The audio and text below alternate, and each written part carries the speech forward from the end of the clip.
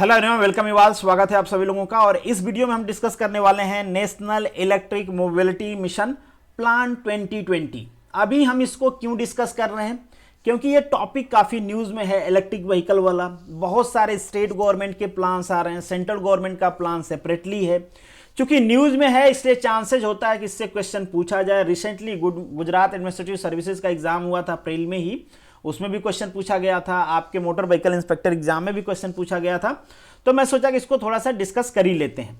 तो आज के इस वीडियो में हम इसका इंट्रोडक्शन डिस्कस करेंगे, बेसिकली कि ये पूरा प्लान है क्या, रोड मैप क्या है, क्या टेक्नोलॉजी डेवलप करने की हम कोशिश कर रहे हैं, फ्यूचर क्या है इसमें। और जो हमने प्लान बनाया है ये बेसिकली 2013 इसका बेस ईयर था और 2020 इसका गोल ईयर था, मतलब टारगेट था कि इस पर्टिकुलर ईयर गैप में हम ये चीज़ें अचीव कर लेंगे। तो हम उसका रिव्यू भी करेंगे कि क्या चीज़ें हम अचीव करना चाहते थे, क्या चीज़ें हमने अचीव कर लिया है और क्या हम इन फ्यूचर अचीव करना चाहेंगे। ये सारी चीज़ें डिस्कस करेंगे और डेफिनेटली इनके बेसिस पे कुछ एमसीक्यू डिस्कस करेंगे जो आपके एग्जाम पॉइंट ऑफ व्यू से इंपॉर्टेंट होंगे। हम यहाँ पे इलेक्ट्रिक व्हीकल की बात कर रहे हैं। अगर आप इलेक्ट्रिक व्हीकल के प्रिंसिपल, उसके टाइप, उसके वर्किंग के बारे में जानना चाहते हो तो ये पूरी प्लेलिस्ट है इलेक्ट्रिक व्हीकल से रिलेटेड, आप ये प्लेलिस्ट देख सकते हो। बाकी और कुछ इंपॉर्टेंट वीडियो हैं यहाँ पे आपको दिख रहे होंगे जो बेसिकली प्लान है हमारे गवर्नमेंट के या फिर रूल हैं, बिल हैं। ये चूंकि ये न्यूज़ में रहती है, अगर आप एग्जाम दे ही रहे हो, जो चीज़ें न्यूज़ में है उसके बारे में आपको जानना चाहिए, क्योंकि वहाँ से क्वेश्चन पूछे जाने की प्रोबेबिलिटी बहुत ज़्यादा होती है। यहाँ पे आप देख भी सकते हो जिस क्वेश्चन की मैं बात कर रहा था कि गुजरात एडमिनिस्ट्रेटिव सर्विसेज में पूछा गया था। सिंपल सा क्वेश्चन है, नेशनल इलेक्ट्रिक मोबिलिटी मिशन पे आपसे पूछा गया है ये क्वेश्चन। ट्राई करना इसको आप अटेंड करने की। जो सेकंड नंबर का क्वेश्चन है ये गुजरात एमबीआई के एग्जाम में पूछा गया था। अगेन ये नेशनल इलेक्ट्रिक मोबिलिटी प्लान से रिलेटेड ही क्वेश्चन है। तो ये दोनों क्वेश्चन और ऐसे दूसरे एग्जाम्स भी अगर आप दे रहे हो तो डेफिनेटली वहाँ पे चूंकि जो चीज़ें न्यूज़ में होती हैं वहाँ से क्वेश्चन पूछे जाने की प्रोबेबिलिटी होती है। अगर आप मेरे वीडियो पहली बार देख रहे हो तो ये मेरा टेलीग्राम चैनल है, ज्वाइन कर लीजिए। यहाँ पे जो भी वीडियो मैं बनाता हूँ उसकी आपकी पीडीएफ मिल जाती है। ये ग्रुप है जहाँ पे आप अपने क्वेश्चन डिस्कस कर सकते हैं। बाकी आप मुझे इंस्टाग्राम, फेसबुक और ट्विटर पे, इन सारे प्लेटफॉर्म पे फॉलो कर सकते हैं। तो अब चलिए वीडियो को शुरू करते हैं। Educating today for better tomorrow। तो सबसे पहले थोड़ा सा इंट्रोडक्शन मैं आपको बता देता हूं, ताकि अगर आप नए हो या फिर आपको बहुत ज़्यादा नॉलेज नहीं है इसके बारे में, आपने नहीं पढ़ा है, हालांकि पढ़े होते तो नॉलेज तो हो ही जाती, कोई ऐसा रॉकेट साइंस तो है नहीं। तो मैं आपको बेसिक चीज़ें बता देता हूं। तो जैसे कि इसका नाम है इलेक्ट्रिक मोबिलिटी की बात कर रहे हैं, तो हम जो मोबिलिटी मतलब ऑटोमोबाइल जो सेक्टर है उसमें इलेक्ट्रिक व्हीकल को एडॉप्ट कैसे करें, इलेक्ट्रिक व्हीकल का इंडिया में मैन्युफैक्चरिंग कैसे करें, कैसे जो बाकी इलेक्ट्रिक व्हीकल में कंपोनेंट्स यूज हो रहे हैं उसकी मैन्युफैक्चरिंग करें। इस पूरे पे एक पायलट प्रोजेक्ट लॉन्च किया गया गवर्नमेंट के द्वारा कि हम किस तरीके से आगे बढ़ने वाले हैं। ये लॉन्च किया गया, इसका बेस ईयर था 2013 जैसे कि मैंने आपको पहले ही बताया। और इसको लॉन्च किया था डिपार्टमेंट ऑफ हैवी इंडस्ट्री ने। अगर हम प्रेजेंट टाइम की बात करें तो अभी बहुत सारी मिनिस्ट्री वहां पे इन्वॉल्व हैं। हालांकि आपको यह ध्यान रखना है कि किस मिनिस्ट्री ने इसको लॉन्च किया था। अब इसका पूरे का पर्पज क्या था, क्यों लॉन्च किया गया ये, तो आपको मैं एक चीज बता दूं। अगर हम ये बात करें कि जो टोटल क्रूड ऑयल हम बाहर से मंगाते हैं, आपको पता है कि इंडिया की 99% डिपेंडेंसी होती है बाहर से क्रूड ऑयल मंगाने की। जो भी एनर्जी की रिक्वायरमेंट है हमारे पास वो मैक्सिमम पोर्शन हम बाहर से मंगाते हैं, ठीक है। और जो हमारा कोल था, हमारे यहाँ कोल है थोड़ा, बट अब धीरे धीरे हम कोल प्लांट को बंद करने की कोशिश कर रहे हैं। स्टिल हमने बहुत सारा काम कर लिया है रिन्यूएबल एनर्जी सेक्टर में, बट हमें बहुत सारा काम करना अभी बाकी है। सोलर में बहुत अच्छा काम कर रहा है इंडिया, विंड में बहुत अच्छा काम कर रहा है, बट अभी भी हम सेल्फ रिलायंस नहीं है एनर्जी की। अगर हम बात करें तो हमारी नेशनल फ्यूल सिक्योरिटी को इंप्रूव करने के लिए, ताकि कभी ऐसा ईरान जैसा धंधा ना हो जाए कि अमेरिका सैंक्शन लगा दे और फिर हम तेल ही ना खरीद पाए। और बहुत बार ऐसा प्रॉब्लम होती है, रसिया पे सैंक्शन लग गया, हम कुछ नहीं खरीद पा रहे हैं। सऊदी अरेबिया से भी प्रॉब्लम चल रहा है। तो इस टाइप से खींचतान होती रहती है। आपने बहुत बार सुना होगा ओपेक कंट्री का नाम। वो क्या करते हैं, आपस में प्लानिंग करके क्रूड ऑयल का प्राइस बढ़ा देते हैं। तो दुनिया में हर तरफ एनर्जी के क्राइसिस हैं। सिंपल चीज़ यही है कि जो देश जितना एनर्जी प्रोड्यूस करता है और जितना ज़्यादा कंज्यूम करता है उसे हम उतना ही डेवलप कंट्री मानते हैं। और इंडिया इन फ्यूचर डेवलप करने की कोशिश करेगा तेज गति से, तेज रेट से। तो एनर्जी की रिक्वायरमेंट होगी, एनर्जी की रिक्वायरमेंट होती है, इसलिए हम डिफरेंट सेक्टर में काम कर रहे हैं। मतलब हम एनर्जी के सेक्टर में हॉरिजॉन्टल काम कर रहे हैं, वर्टिकल नहीं। जितने भी सेक्टर्स पॉसिबल हो सकते हैं हम सारे सेक्टर पे वर्क कर रहे हैं कि जितना ज़्यादा से ज़्यादा एनर्जी हो सके हम इंडिया में ही प्रोड्यूस कर पाएँ। तो ये बेसिकली एक एनर्जी सिक्योरिटी का मैटर है। अब हमारा अगर हम ऑटोमोबाइल मोबिलिटी की बात करें तो ऑटोमोबाइल मोबिलिटी जितना भी क्रूड ऑयल हम मंगाते हैं उसका 1/3 बेसिकली हम यूज कर लेते हैं हमारे ऑटो सेक्टर में। अब ये बहुत बड़ा अमाउंट होता है, तो हम सबसे पहले टारगेट यही कर रहे हैं कि जो हमारा ऑटो सेक्टर है ना, उसी में हम इलेक्ट्रिक व्हीकल को अडॉप्ट कर दें, और जितना ज़्यादा इलेक्ट्रिक व्हीकल होगी क्रूड ऑयल पर डिपेंडेंसी उतना ही ज़्यादा कम होगी हमारी। तो हमने एक टारगेट बनाया कि कुछ 60 से 70 मिलियन, मतलब 60 से 70 लाख व्हीकल तो हम 2020 तक बेच ही देंगे। आगे हम देखेंगे कि हम कितना बेच पाए हैं और फर्दर हमारा जो टारगेट है वो क्या है। हालांकि हम बहुत कम बेच पाए हैं, जो हमारा टारगेट था उसको हम अचीव नहीं कर पाए, बहुत सारे चैलेंजेस हैं, इतना आसान ये है नहीं। और गवर्नमेंट हर तरीके से सपोर्ट करने के लिए तैयार है, चाहे परचेजर हो उसके लिए इंसेंटिव है गवर्नमेंट के पास, जो मैन्युफैक्चरर है उसके लिए अच्छे प्लान है, इंसेंटिव है, टैक्स रिबेट है, बहुत सारी चीज़ें हैं। गवर्नमेंट का बेसिकली प्लान ये था कि जो कम्युनिटी सेल है, कम्युनिटी सेल का मतलब ये होता है कि हर कैटेगरी की व्हीकल, आपने देखे होंगे ना, हमारे यहाँ रिक्शा बहुत ज़्यादा बिक गए, 3 व्हील वाला जो बैटरी वाले आते हैं व्हीकल्स, ये तो काफ़ी बिकी हैं। बट अगर हम बात करें 4 व्हीलर की, अगर हम बात करें हैवी व्हीकल्स की, अगर हम बात करें बाइक की, तो इस सेक्टर में हम काफ़ी पिछड़े हुए हैं। हम पूरी दुनिया में टॉप 10 में भी नहीं आते हैं। और आप आगे देखोगे कि गवर्नमेंट ने बहुत सारे प्लान प्रिकॉशंस ले रखे हैं, बहुत सारे प्रोजेक्ट्स चल रहे हैं, बट स्टिल हम टॉप 10 में नहीं है। बाकी सारे देश तेजी से अडॉप्ट कर रहे हैं, क्योंकि सबको पता है कि फ्यूचर अब इसी में है। चलिए अब हम भी देख लेते हैं अब हमारा फ्यूचर प्लान क्या। अभी आपने देखा कि हम कुछ यहाँ पे आप देख लो 6 to 7 मिलियन सेल करने के टारगेट बनाया था कि 2020 तक हम इतना कुछ टारगेट अचीव कर लें। अब फिर से इसी टारगेट को हम रिपीट कर रहे हैं कि एटलीस्ट जो हमारी इतनी यूनिट है पर एनम हम सेल कर पाएंगे 2027 तक, ये हमारा टारगेट है। फिर से इसको रिपीट किया गया है टारगेट को। अब देखते हैं क्या होता है। अगर हम बात करें इंडियन एनर्जी स्टोरेज अलायंस का, तो इन्होंने कहा है कि इंडिया में बेसिकली जो कंपाउंड एनुअल ग्रोथ रेट है CAGR है, इसमें तेज मतलब इलेक्ट्रिक व्हीकल में इसकी तेजी आएगी और एटलीस्ट 44% तक जो व्हीकल्स होंगी वो इलेक्ट्रीफाइड हो जाएंगी 2027 तक अगर हम बात करें तो ये एक बहुत बड़ा अमाउंट है। अगर ऐसा होता है तो सबसे इंपॉर्टेंट चीज़ तो यही होगा कि पोल्यूशन डिक्रीज हो जाएगा। और अगर हम ये बात करें कि अभी तक जो व्हीकल सेल हुई हैं, ये आप देख रहे होंगे जनवरी दिसंबर 2020 का डाटा है ये बेसिकली, उसमें मैक्सिमम व्हीकल कहाँ रजिस्टर होने हैं, तो आप देखोगे कि यूपी में सबसे ज़्यादा रजिस्टर हुई है, बाकी भी स्टेट्स के हैं यहाँ पे, बट आप देख सकते हो। बट ये एग्जाम पॉइंट ऑफ व्यू से उतना इंपॉर्टेंट नहीं है, आपको ये डाटा या ये स्टैटिक्स याद नहीं रखना है। हालांकि होना क्या चाहिए था, दिल्ली जैसे सिटी में ज़्यादा बिकने चाहिए थे, आपका जो वेस्ट बंगाल का कोलकाता जैसे सिटी है वहाँ पे ज़्यादा बिकने चाहिए थे, मुंबई जैसे सिटी में ज़्यादा बिकने चाहिए थे, बेंगलुरु जैसे सिटी में ज़्यादा बिकने चाहिए थे इलेक्ट्रिक व्हीकल, क्योंकि यहाँ पे पोल्यूशन लेवल ज़्यादा है तो पोल्यूशन डिक्रीज होता। आगे हम देखेंगे कि गवर्नमेंट की पॉलिसी क्या है, किस तरीके से गवर्नमेंट एफर्ट लगा रही है। स्टेट गवर्नमेंट की अगर मैं बात करूँ तो सेंट्रल गवर्नमेंट तो जो लगा रही है लगा ही रही है। अब है क्या, ये एक तरह की कंपोजिट स्कीम। अब समझते हैं कि ये किस तरीके से कंपोजिट स्कीम है। सबसे पहले तो जो डिमांड है ना, हम डिमांड को फैसिलिटेट करने की कोशिश कर रहे हैं। हम ये कोशिश कर रहे हैं कि इलेक्ट्रिक व्हीकल की डिमांड क्रिएट हो। कैसे आएगी इलेक्ट्रिक व्हीकल की डिमांड? गवर्नमेंट बेसिकली आपको परचेज करने पे इंसेंटिव दे, रोड टैक्स माफ कर दे, रजिस्ट्रेशन टैक्स माफ कर दे, इस टाइप की चीजें करे, डिस्काउंट दे आपको। तो ये गवर्नमेंट कर रही है। आगे मैं आपको दिखाऊंगा कि स्टेट गवर्नमेंट ने खुद से आके कहा है कि हम रोड टैक्स आपसे नहीं लेंगे, हम रजिस्ट्रेशन का टैक्स नहीं लेंगे। इस तरीके से व्हीकल सस्ता होंगी, लोग प्रमोट होंगे कि वो परचेज करें। और एक बार डिमांड बढ़ेगी तो डेफिनेटली सप्लाई को भी वो मॉनिटर कर पाएंगे। और गवर्नमेंट सप्लाई साइड में भी इंसेंटिव दे रही है। जो मैन्युफैक्चरर हैं गवर्नमेंट उनको भी इंसेंटिव देने की कोशिश कर रही है, मतलब उनके लिए जो भी टैक्स में रिबेट हो सकता है, बाकी सिक्योरिटी प्रोवाइड करना, उनके लिए इंफ्रास्ट्रक्चर प्रोवाइड करना, टेक्नोलॉजी प्रोवाइड करना, इन सब पे गवर्नमेंट वर्क कर रही है। और हमारा काम भी हमारे गवर्नमेंट पूरी कोशिश कर रही है कि ये पूरी R&D स्टैब्लिश किया जाए। हम अभी बात कर रहे हैं इंडस्ट्री 4.0 की। 4.0 में गवर्नमेंट ने पूरा एक पायलट प्लान बना रखा है। उसमें ये भी आता है कि हम अपने व्हीकल को कैसे ऑटोमेटिक करें, जो हमारे मैन्युफैक्चरिंग प्लांट हैं उनको कैसे ऑटोमेटिक करें, किस तरीके से 4.0 की इंडस्ट्री 4.0 की जो टेक्नोलॉजी हैं, जैसे क्लाउड चेंज हो गया, क्लाउड कंप्यूटिंग हो गया, रोबोटिक्स हो गया, ऑटोमेशन हो गया, किस तरीके से 3D प्रिंटिंग हो गई, 4D प्रिंटिंग हो गई, ये सारी टेक्नोलॉजी को किस तरीके से हम मैन्युफैक्चरिंग में इम्प्लीमेंट करें और हर सेक्टर को किस तरीके से इंप्रूव करें। क्योंकि यहाँ पे बहुत सारे जो पार्ट्स होते हैं, कंपोनेंट्स होते हैं, वो काफ़ी सोफिस्टिकेटेड हैं और उनकी टेक्नोलॉजी हमारे पास नहीं है। तो गवर्नमेंट कोशिश कर रही है कि उसमें रिसर्च किया जाए। जो अलग अलग कंपनीज हैं जो उसको मैन्युफैक्चर करती हैं, एग्जाम्पल के लिए आप टेस्ला को देख सकते हो, और भी बहुत सारी कंपनी है, महिंद्रा भी बना रही है, टाटा भी बना रही है, टाटा नेक्सा काफ़ी बिकी भी है, आपको मैं आगे रिपोर्ट भी दिखाऊंगा। जो चार्जिंग इंफ्रास्ट्रक्चर है ये बहुत इंपॉर्टेंट होता है इलेक्ट्रिक व्हीकल के सेल के लिए।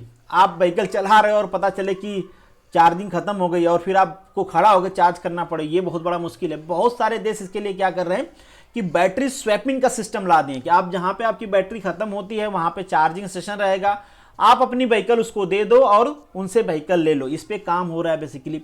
कैसे करना है ये बेसिकली आपको कुछ जैसे कंपनियां होती हैं ना, जैसे आपको एक सिम प्रोवाइडर कंपनी है, उसी तरीके से बैटरी प्रोवाइडर कंपनी हो जाएगी। आप मान लो जिसको 10,000 रुपये में उसकी सर्विस परचेज कर लिए, उसने आपको बैटरी दे दिया, ठीक है, और फिर बोला कि मेरा यहाँ पे चार्जिंग स्टेशन है, जब भी आपका यहाँ पे बैटरी डेड हो जाए आपको चेंज करना है, आप अपनी पुरानी बैटरी वहाँ पे दीजिए और नई बैटरी लीजिए, क्योंकि ऑलरेडी जो सर्विस चार्ज है वो आपने पे कर रखा है, पर ईयर का हो, पर मंथ का हो, 6 मंथ का हो, जैसे भी प्लान हो सकता है।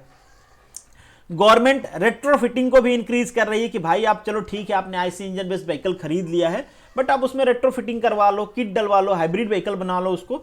ये सारे कोशिश गवर्नमेंट कर रही है और इस पर इंसेंटिव भी दे रही है ताकि लोग प्रमोट हों।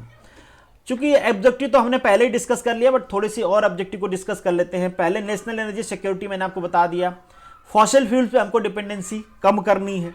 फॉसिल फ्यूल्स पे डिपेंडेंसी कम करेंगे तो जो इन्वायरमेंट पे इसका इंपैक्ट है वो ऑटोमेटिकली कम हो जाएगा और जो हमारा डोमेस्टिक मैन्युफैक्चरिंग है उसकी कैपेबिलिटी बढ़ जाए। अभी के लिए इंडिया का जो है वो 5th to 6th रैंक है मैन्युफैक्चरिंग में, आप कह सकते हो। अगर हम असेंबली मैन्युफैक्चरिंग सब ले लें तो हम इसमें पीछे नहीं होना चाहते हैं। अभी अगर हम इलेक्ट्रिक व्हीकल में बात करें तो हम 10th के अंदर भी नहीं आते हैं, टॉप 10 में भी नहीं आते हैं। अब गवर्नमेंट पूरी कोशिश कर रही है कि कहीं ऐसा ना हो कि नया टाइम आ रहा है और इलेक्ट्रिक व्हीकल बन रही हैं और हम आईसी इंजन की व्हीकल ही बना रहे हैं जो कुछ दिन में वाइप आउट हो जाएंगी।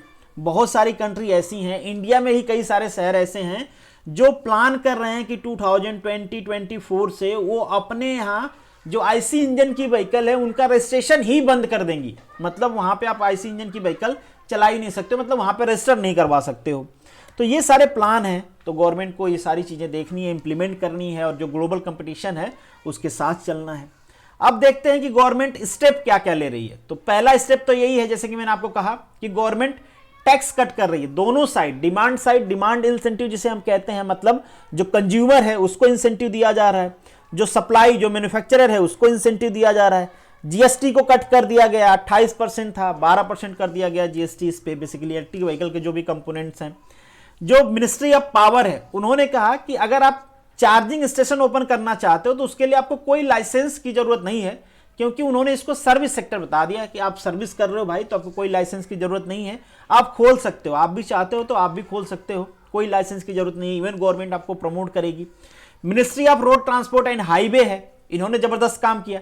इन्होंने कहा कि जितनी भी बैटरी ऑपरेटेड व्हीकल है सबको हम ग्रीन प्लेट का लाइसेंस देंगे, मतलब वहां पे ग्रीन प्लेट लगाई जाएगी और जितनी भी इस टाइप की व्हीकल है बेसिकली एथेनॉल पावर्ड हो, मेथेनॉल पावर्ड हो, उनको बेसिकली एग्जम्प्ट किया जाएगा, कॉमर्शियल परमिट उनको नहीं लेना पड़ेगा। अगर वो ट्रांसपोर्ट व्हीकल है, भाड़े पे चलती हैं, तो उनको परमिट रिक्वायर नहीं होगी, भाई आप चलाओ, किसी तरीके से आप व्हीकल खरीदो। तो आप देख रहे हो कि जितनी भी मिनिस्ट्री यहाँ पे इन्वॉल्व है सब किसी न किसी तरीके से इंप्रूव करना चाह रहे हैं, किस तरीके से जो एडॉप्शन है इलेक्ट्रिक व्हीकल का वो बढ़े।